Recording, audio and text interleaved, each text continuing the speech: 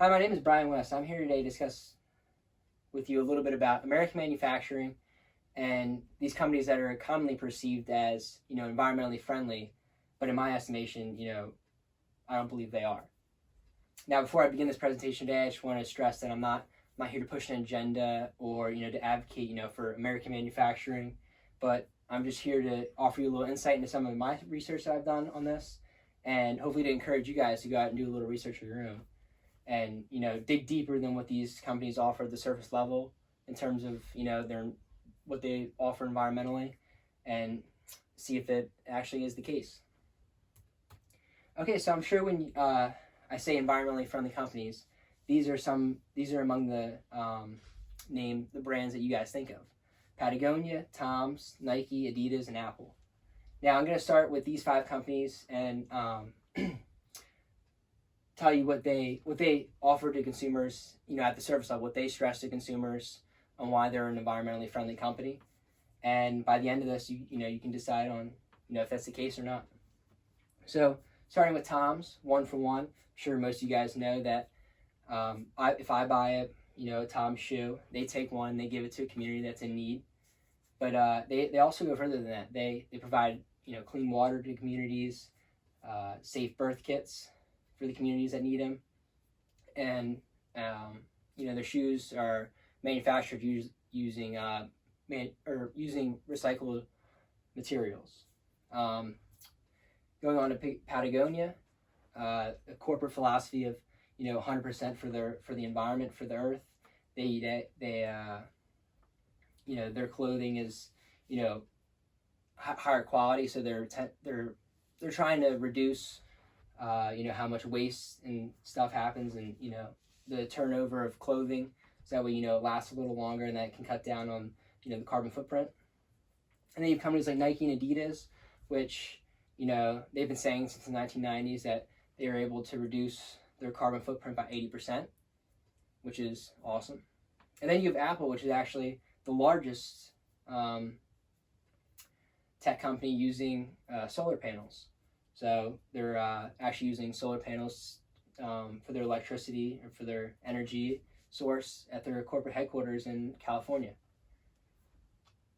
So that's what these companies offer at the service level. And continuing on with Patagonia, this is actually their mission statement: build the best product, cause no unnecessary harm, use business to inspire and implement solutions to the environmental crisis.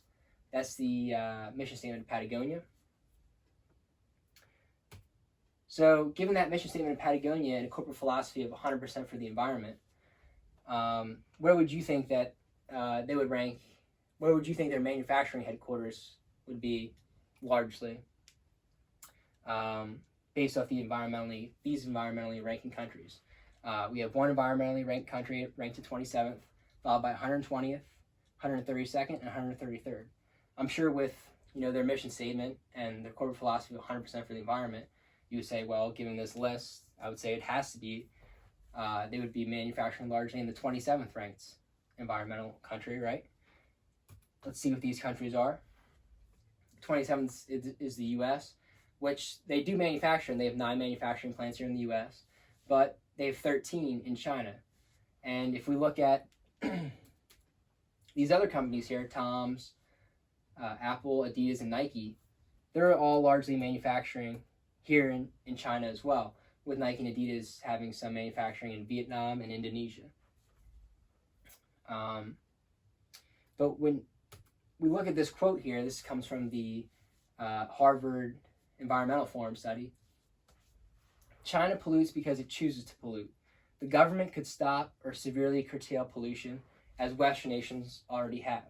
But China has decided instead to spend its money attempting to dominate our markets by violating international trade laws, stealing intellectual property, paying its workers poorly, and polluting. This quote here is extremely impactful, I think, because it shows, how these companies, one minute they're in the U.S., they're preaching how they're sustainable, yet they're manufacturing in this nation that doesn't care about the environment at all, and that's how they're able to manufacture for such a cheap price, because this nation is turning a blind eye to all the regulations and such that keep the environment, good.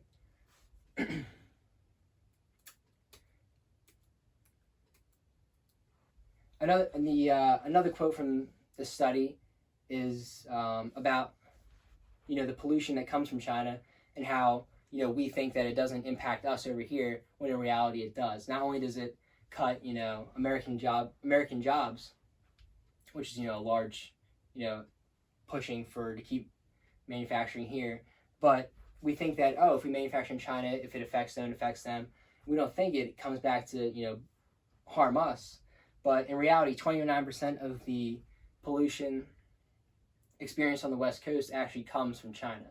In places like San Francisco, California, 29% of that is actually from China.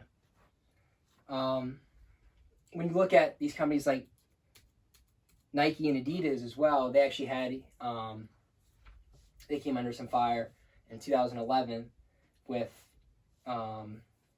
pollution, because they preach how they're reducing carbon footprint and everything by 80% since the 1990s, which is true, but on the other hand, they're releasing chemicals into this river in China, which 67 million people, use for drinking water, right? And this chemical turns out to be used for fabrics to make their products, right? But this chemical is, of course, outlawed in European countries and so on, because it's not deemed as safe. But China, turns a blind eye and lets them, they're not regulated as heavily over there.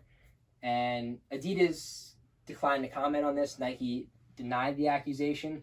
However, over there it's largely deemed that these are the two major contributors of this. But it just goes to show how when you dig a little deeper from the surface level, that these companies that we think are doing good in the world actually are causing harm to the environment. Continuing with China, ranking 120th in the world for environmental rank. We can see this is the case because a New York Times study, a report found that 14,000 companies in China are not up to date on regulations and so on, and are actually a big contributor of the pollution and smog that occurs over there, where they actually have to shut down schools because of this, and it's a major problem. So I guess the major theme of this presentation here is that when these companies when they deem themselves as being environmentally friendly and environmentally conscious, a large amount of time they are. It's just at the end of the day, like all of us essentially, they're willing to sacrifice sustainability for profitability. At the end of the day, we see this here with their manufacturing, right? A large part, that's a tremendous part of their business, and they're willing to do that in a nation that not only doesn't care about the environment as much, but it goes against their mission statement and